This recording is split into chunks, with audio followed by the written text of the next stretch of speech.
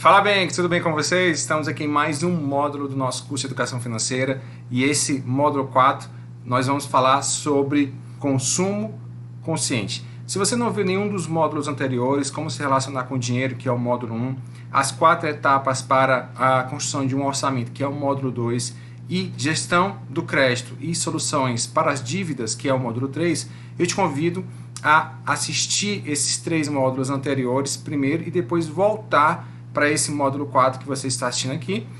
E eu quero te convidar para que você possa curtir esse vídeo, se inscrever no canal e ativar as notificações para que todas as vezes que um novo vídeo for postado aqui no canal, você possa ser informado. Sem mais delongas, vamos para o vídeo.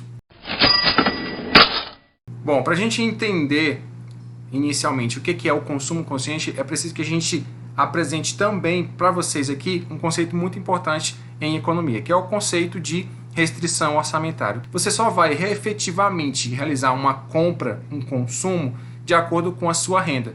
Por isso que é tão importante que você faça a correta gestão das suas finanças, além disso que você administre corretamente também o crédito, para que você não faça dívidas, ou seja, você só vai consumir, realizar uma compra efetiva e consciente se você não tiver nenhum tipo de restrição. E quando eu estou falando aqui de restrição, eu estou falando literalmente da sua capacidade de consumir. Porque é justamente pelo consumo que nós conseguimos realizar os nossos desejos. Consumir não é um problema em si. Consumir não deve ser um problema. Ao contrário, na verdade, consumir é importante, desde que esse consumo não resulte em dívidas. E por isso a gente falou no módulo anterior sobre a gestão e as soluções para as dívidas.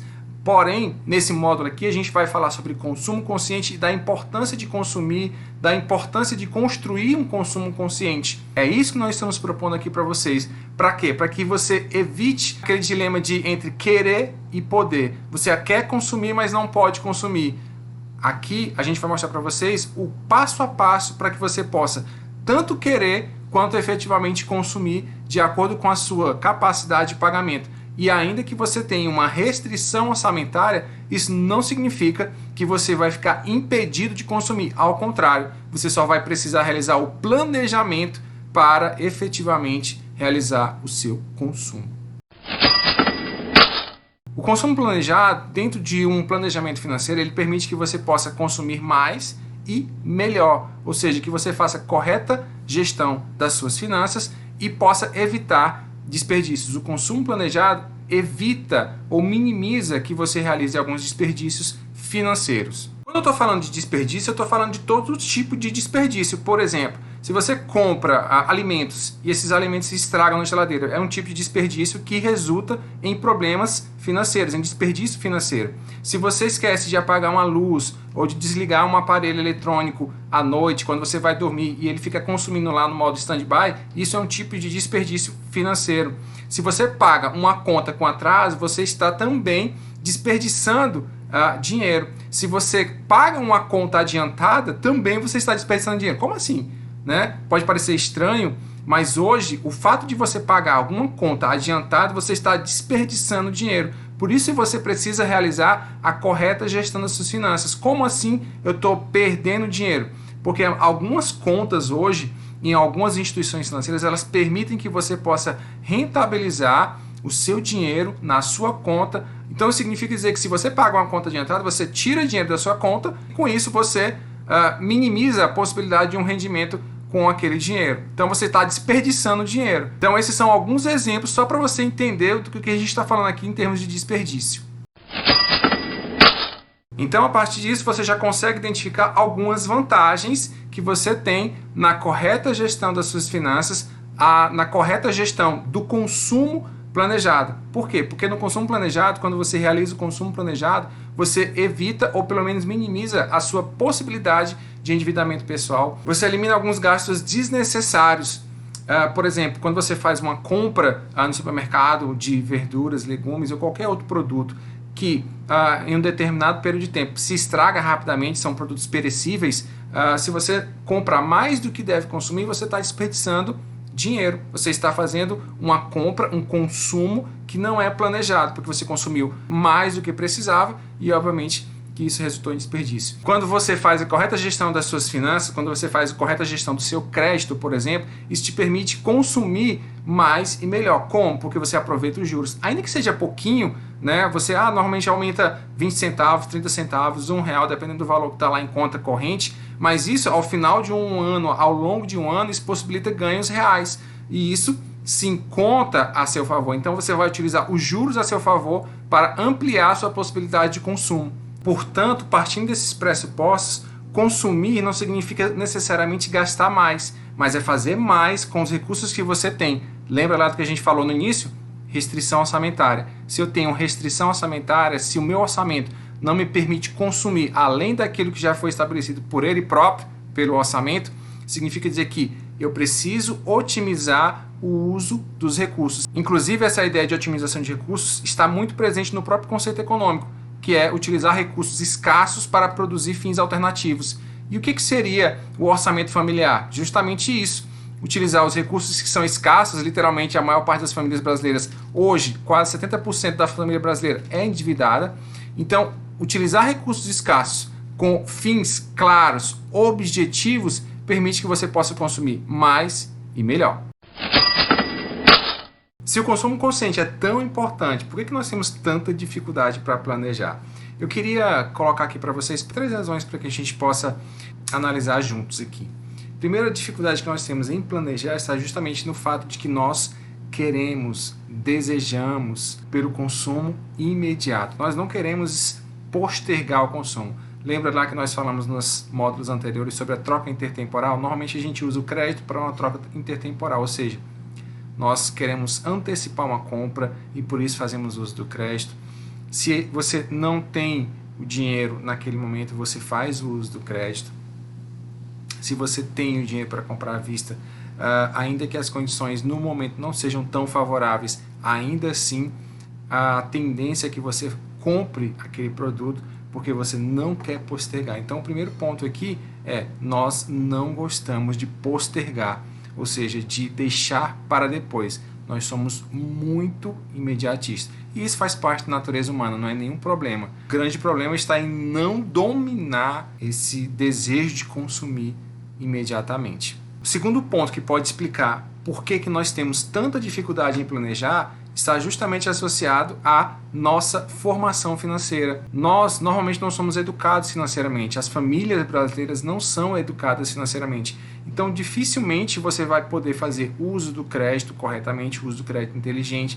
Dificilmente, sem uma formação financeira adequada, você vai realizar um consumo consciente. E o que nós estamos propondo aqui com esse curso de educação financeira gratuito aqui no YouTube para vocês é justamente isso. É ampliar sua possibilidade de entendimento em relação às finanças, em relação à sua organização financeira, em relação ao seu orçamento e hoje especificamente sobre o consumo consciente. Mas obviamente que o consumo consciente não requer o uso do crédito de maneira tão recorrente. Você pode sim fazer uso do crédito, mas o consumo consciente depende muito mais de um planejamento. E nós estamos aqui para ajudar você. O último ponto que a gente pode colocar aqui para a nossa reflexão está associado à nossa cultura, né? A cultura de consumo, que basicamente tem muito vínculo com a nossa memória inflacionária. Como assim? Aqui no Brasil, principalmente na década de 80 e 90, mas principalmente na década de 80, nossas famílias, a maior parte das famílias brasileiras, elas consumiam imediatamente os seus recursos financeiros, porque caso elas demorassem um pouco mais para realizar suas compras, a sua capacidade de compra era reduzida em função da presença de inflação. A inflação era basicamente de 2 dígitos, né, muito maior que a inflação que nós temos hoje, que não chega nem a 2 dígitos, ou seja, menor que 10%.